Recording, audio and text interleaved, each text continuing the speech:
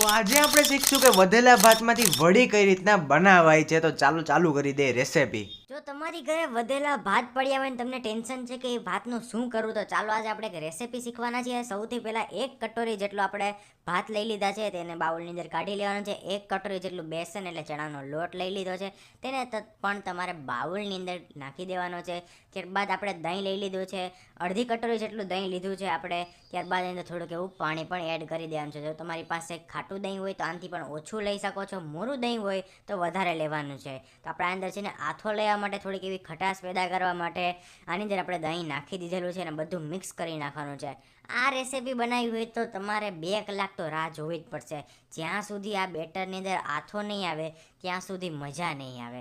તો ત્યારબાદ આપણે તમે જોઈ જ શકો છો કે તમે ભાતના જે આપણું બેટર છે તે રેડી થઈ ગયું છે. હવે તેને ઢાંકીને મૂકી દેવાનું છે સાઈડમાં 2 કલાક માટે.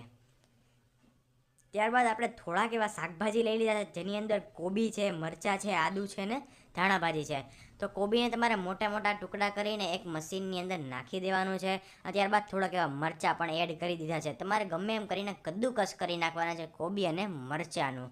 આ ટેસ્ટ વધારે સારો આવશે એટલે મેં ટ્રાય કરીશ આની અંદર.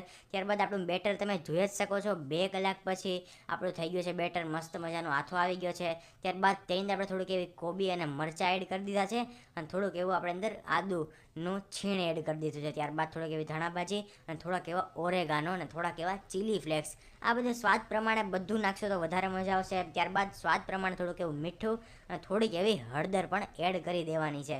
ત્યારબાદ ગળાશ માટે થોડીક એવી ખાંડ એડ કરેલી છે અને ખટાશ તો અંદર જરૂર હોતી નથી કારણ કે અંદર આપણે તો દહીં નાખેલું છે. ત્યારબાદ બધું મિક્સ કરી નાખવાનું છે તમારે બેટરને. અને હવે તમારે છે ને તેલ મૂકી દેવાનું છે. મસ્ત મજાની આની વડી કરવાની છે. આની વડી ખાવામાં બહુ મજા આવે છે. જો તમે આને વડા બનાવશો ત્યારબાદ તેને પાછો ચેપીને પાછો બીજી વાર તળશો તો તે પણ વધારે સારું લાગશે. આપણું તેલ ગરમ થઈ ગયું છે તો તેની અંદર આપણે વડીને તળી નાખવાની છે, એક પછી એક. તમારા હાથના મદદથી ભજીયા જે રીતના પાડતા હોય તે રીતના આપણે સાઇઝથી કરતું રહેવાનું છે. પણ એક ધ્યાન રાખવાનું છે કે આની સાઇઝ થોડીક નાની હશે તો વધારે મજા આવશે. અને આ મીડિયમ ફ્લેમ ઉપર જ તમારે આને પણ તળવાની છે, લો મીડિયમ ઉપર જ રાખવાનું છે. અને જેમ બને એમ આ વડીને તમારે કડકડી એટલે કરકરી કરવાની છે. જેમ આ કડકડી હશે એમ વધારે ખાવાની મજા આવશે.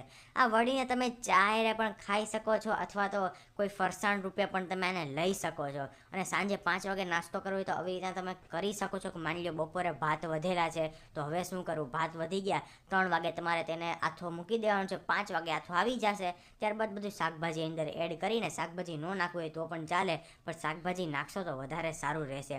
મરચાં અને આદુ વગર આ રેસીપી બનવાની જ નથી. ત્યારબાદ આપણે તમે જોઈ જ શકો છો મસ્ત મજાના આપણા બ્રાઉન જેવો કલર આવી ગયો છે.